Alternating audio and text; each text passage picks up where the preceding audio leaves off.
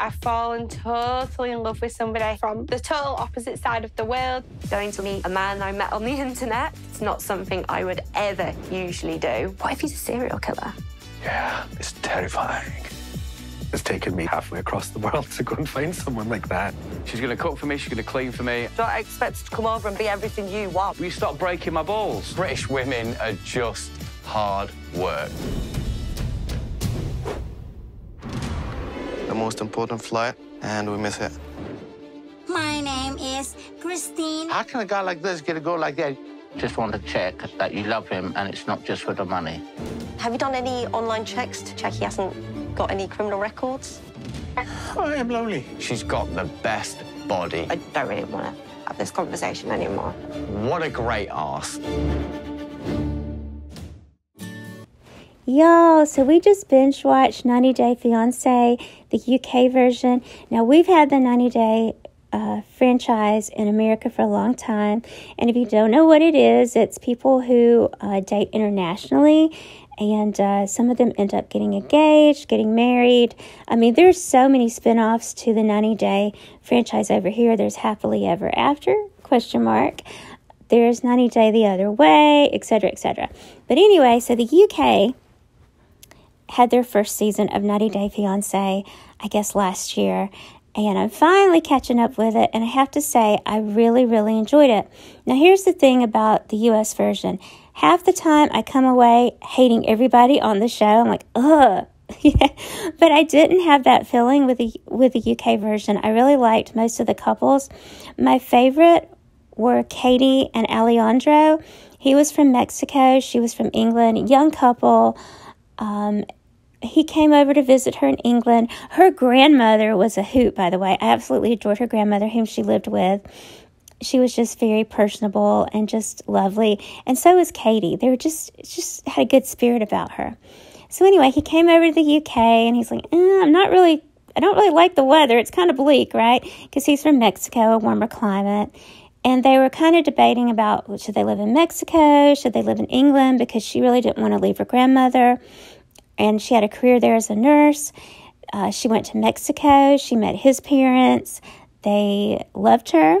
He proposed to her at this beautiful waterfall. And eventually they ended up deciding to live in England.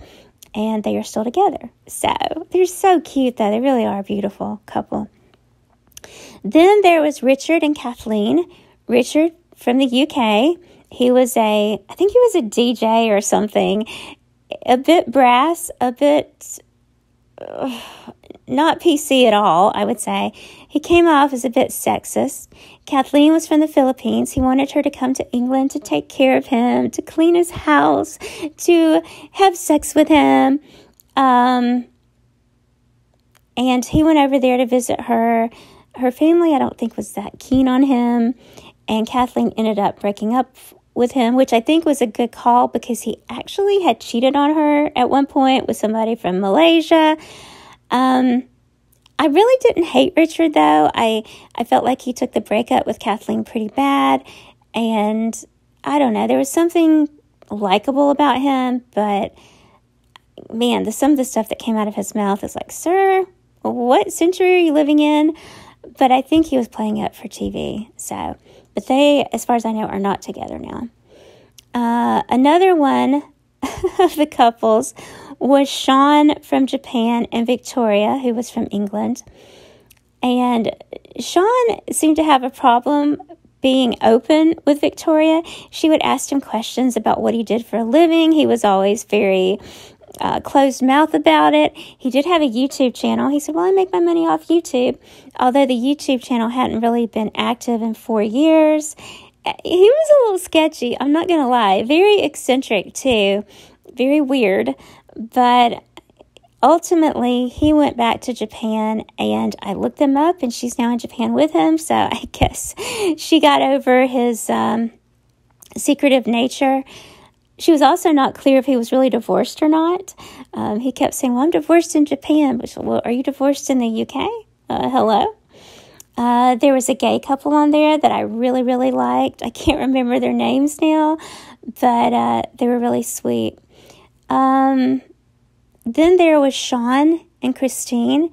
And Christine, I believe, was from the Philippines too. They had been together for about six or 7 years, maybe 8 years.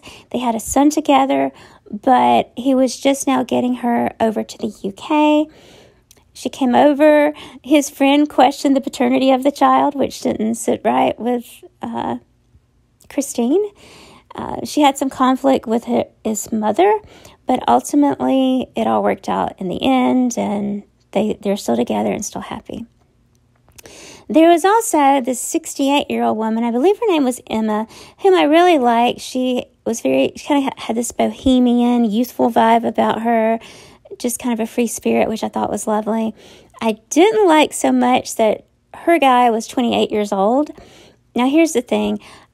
I don't mind age gap relationships as people get older, right?